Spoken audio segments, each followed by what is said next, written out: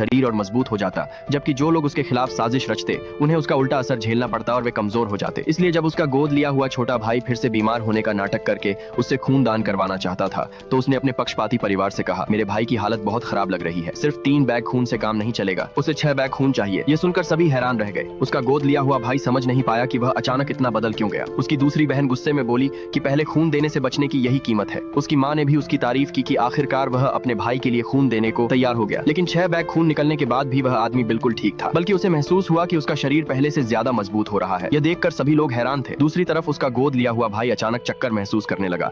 वह समझ नहीं पा रहा था कि खून तो उस आदमी का निकाला गया था, फिर कमजोर वह क्यों हो रहा था। लेकिन वह आदमी अभी भी रुकने वाला नहीं था। उसने कहा, मेरा भाई इतना कमजोर है, साफ है कि उसे अभी पर्याप्त खून नहीं मिला। इसके बाद उसने डॉक्टर से एक हाई टेक मशीन लाने और ट्रांसफ्यूजन जारी रखने को कहा। थोड़ी ही देर में उसका गोद लिया हुआ भाई सोफे पर बेहोश होकर गिर पड़ा, जबकि वह आदमी लगातार और ताकतवर होता गया। अब वह हल्का सा जोर लगाकर दरवाजे का हैंडल तक तोड़ सकता था। 3 दिन बाद उसका गोद लिया हुआ भाई आखिरकार होश में आया। यह देखकर उसकी असली माँ, जो उस घर में नौकरानी का काम करती थी, बेहद गुस्सा हो गई। उनका असली मकसद उस आदमी को परिवार से बाहर निकालना था, ताकि उसका जैविक बेटा आसानी से पूरी संपत्ति का वारिस बन सके। लेकिन जितनी बार उन्होंने उसे फंसाने की कोशिश की, हर बार उसका बेटा ही बुरी तरह नुकसान उठाता रहा। आखिरकार उस आदमी को पूरी तरह बर्बाद करने के लिए नौकरानी ने एक नई योजना बनाई। उसने फैसला किया कि अपने बेटे की मंगेतर के जन्मदिन की पार्टी में वह उस आदमी और मंगेतर दोनों को नशीला जहर देगी। फिर उसका बेटा सही समय पर पहुंचकर दोनों को बचाने का नाटक करेगा। अपने बेटे ने सोचा कि वह वर्षों से उस लड़की का पीछा कर रहा था, लेकिन वह कभी उसे पसंद नहीं करती थी, इसलिए उसने भी अपनी माँ की योजना मान ली। अगले दिन जन्मदिन की पार्टी में उसने उस आदमी को मिलावट वाला ड्रिंक दिया।